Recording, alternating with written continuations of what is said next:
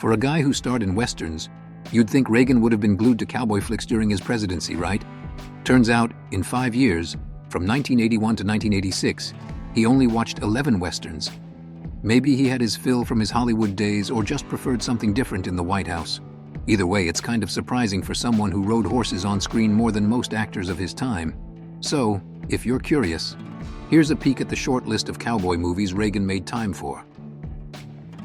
According to the Reagan Library's list of movies viewed by President and Mrs. Reagan, this was the only Western they watched in 1981. The Legend of the Lone Ranger had everything going for it, except, well, success. Despite the hype, it ended up as one of the biggest flops of its time, earning just $12 million against its $18 million production budget. Critics were brutal, tearing apart its clunky performances and dragging pace. But one thing the movie nailed is the classic Western vibe with wide-open desert shots and a hero fighting for justice, even if it was mostly nostalgia holding it together. Chisholm is a John Wayne flick that ticks every box for a solid Western. Land disputes, cattle ranching, and one man standing up to corruption. The story's as old as the genre itself. What makes Chisholm stand out is Wayne's larger-than-life presence and the sweeping shots of New Mexico that feel almost like a character in their own right. It's not a groundbreaking movie, but it's undeniably one of the better ones when you just want that pure good versus evil Western grit.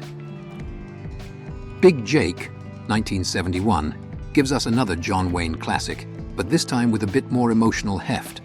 The story centers on Wayne's character hunting down the men who kidnapped his grandson, so there's some solid family drama mixed into all the shootouts. What makes Big Jake pop is the gritty, raw energy Wayne brings to every scene. No frills, just tough-as-nails action. It's the kind of movie where you can practically feel the dust on your face by the end. McKenna's Gold, one of the movies the Reagans watched in 1985 at Camp David, is a Western that's all about scale. The film, starring Gregory Peck, ditches small-town shootouts for a sprawling treasure hunt across massive canyons and desert landscapes. The plot's a bit wilder than your usual fare, with everything from ancient myths to greedy outlaws fighting for gold. While it's far from perfect, the visuals are undeniably epic. If you're into grand, sweeping westerns with a touch of fantasy, this one's got a lot to offer. In Pale Rider, Clint Eastwood steps into the role of a mysterious preacher who rides into town to take on a mining company. It's classic Eastwood, minimal dialogue, maximum intensity, and plenty of action. Pale Rider doesn't break new ground, but it's got that slow burn tension that Eastwood is famous for, along with some beautifully shot, rugged landscapes. This one's a solid reminder of why Eastwood remains one of the genre's greats. Silverado packs a whole lot of Western action into one film, with an all-star cast to boot. Kevin Kline, Scott Glenn, and Danny Glover team up for a fast-paced ride full of shootouts, horseback chases, and some pretty epic one-liners. While it might not dive deep into character complexity, it's a hell of a good time. The visuals give you everything you want in a Western, from dusty towns to open plains, and the action never lets up. It's a solid crowd pleaser that keeps the genre's spirit alive without overcomplicating things. Surprisingly, Silverado came very near to being a flop, grossing about $32 million against a budget of $23 million. The Man from Laramie gives us James Stewart in one of his darker, grittier Western roles. The plot kicks off with Stewart's character, Will Lockhart, arriving in town to investigate his brother's death, and things spiral into classic revenge territory from there. What makes this one stand out is its intensity. Stewart ditches his usual laid-back charm for something much more raw and desperate. The cinematography is stunning, with the wide-open spaces of New Mexico playing a key role in the story's mood. It's definitely one of those films that digs deeper than your average Western.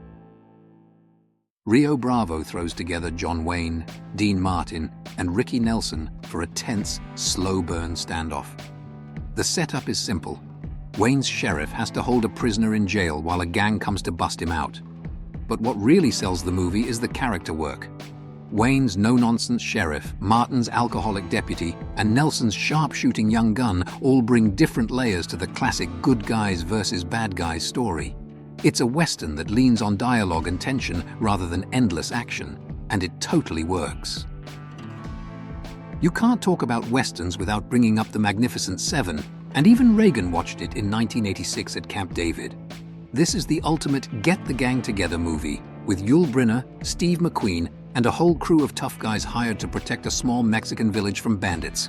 It's got all the Western essentials, a ragtag team of heroes, a big showdown, and plenty of horseback riding in between.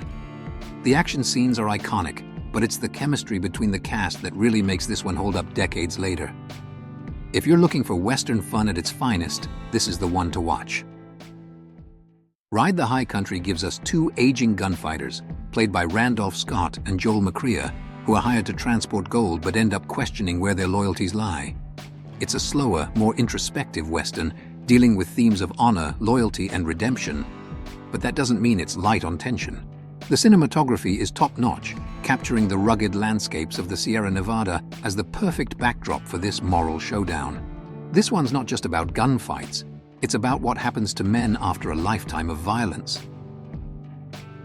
Red River delivers a cattle drive epic with John Wayne and Montgomery Clift playing off each other as two strong-headed men on a dangerous journey.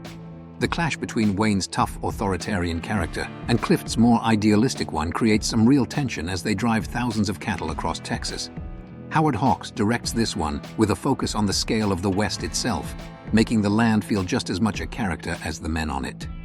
It's sweeping, it's tense, and it's one of Wayne's most iconic performances. Westerns don't get more classic than Red River.